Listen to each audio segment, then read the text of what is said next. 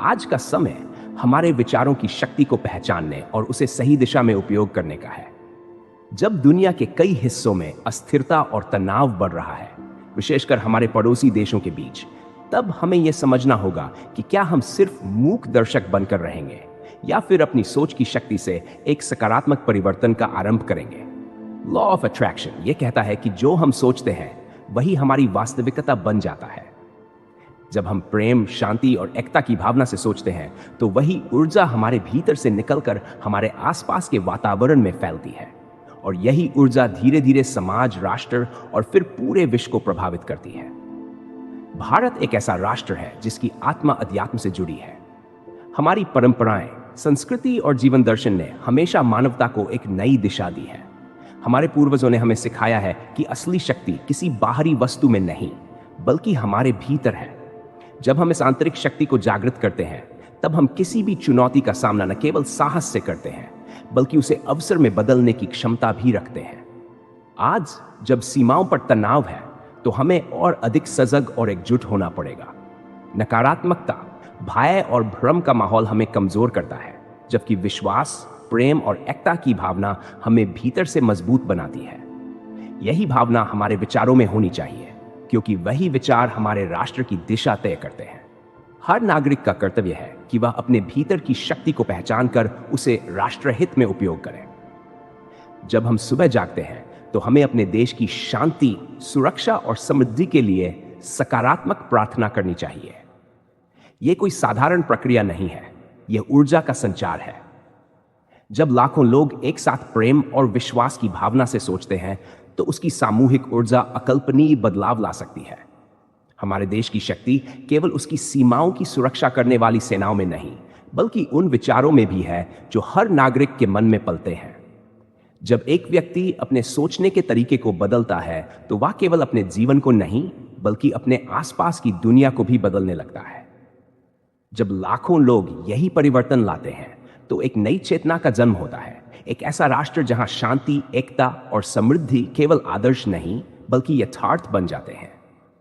हमें यह जानना होगा कि जब हम किसी भी परिस्थिति पर ध्यान केंद्रित करते हैं तो वही हमारी वास्तविकता बन जाती है।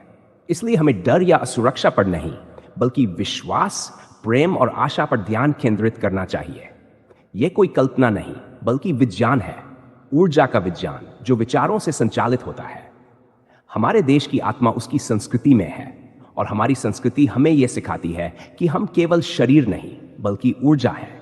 जब हम अपने विचारों को उच्च स्तर पर उठाते हैं तो हम केवल अपनी नहीं बल्कि पूरे समाज की चेतना को ऊपर उठा सकते हैं।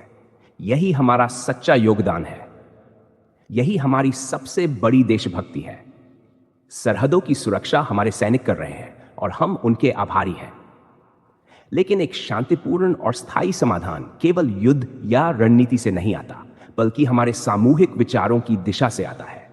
अगर हम एक ऐसे समाज की कल्पना करते हैं जहां प्रेम और समझ की भावना हो तो हमें वैसी ही ऊर्जा अपने विचारों से पैदा करनी होगी।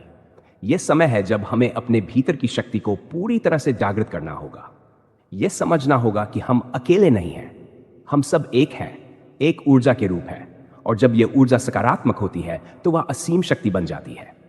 यही ऊर्जा बदलाव लाती है, नारे नहीं, हथियार नहीं बल्कि शुद्ध सोच की शक्ति। इसलिए आज और अभी हम सब एक संकल्प लें कि हम अपने विचारों को प्रेम, विश्वास और एकता से भरेंगे।